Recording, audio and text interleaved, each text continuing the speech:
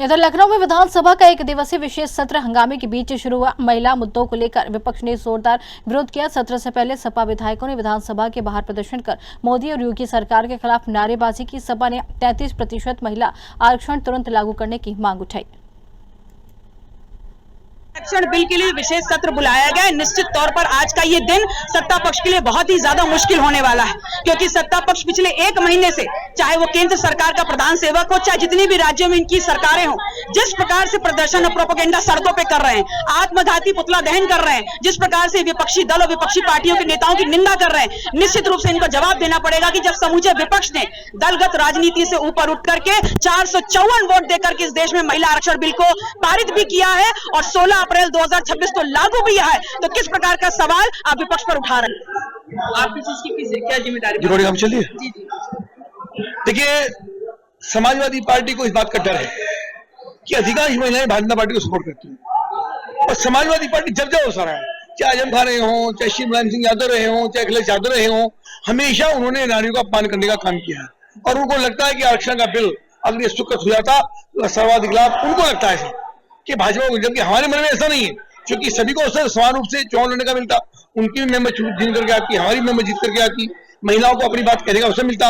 लेकिन समाजवादी पार्टी ने ये अवसर खो करके महिलाओं को अपमानित करने का काम किया है।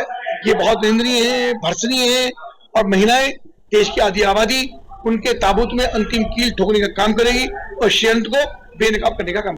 हम महिलाओं के 33% आरक्षण की तत्कालिक बात करते हैं कि उत्तर प्रदेश में 2027 के चुनाव से पहले तत्कालिक प्रभाव से जो 403 सीटें हैं उस पे 33% का आरक्षण का सरकार बिल लेकर के आए और समूचा विपक्ष जो है उस पे अपनी हामी भर करके और उस बिल को पारित कराएगा।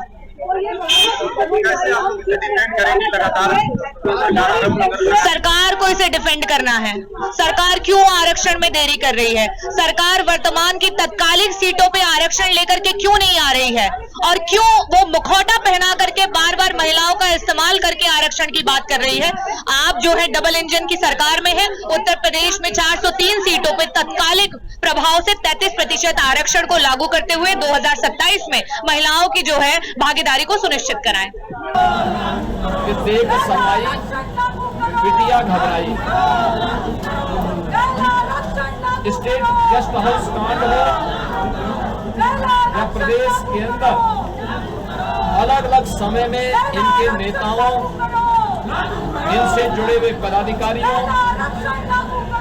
और समाजवादी पार्टी और कांग्रेस की महिला विरोधी आचरण को देश पहले ही जानता था, लेकिन इनके पास एक अवसर था अपने मुंह पर लगी हुई उस काली छेद मिटाने के कि नारी शक्ति बंधन अधिनियम के प्रस्तावित संशोधन ये लोग सहयोग करते।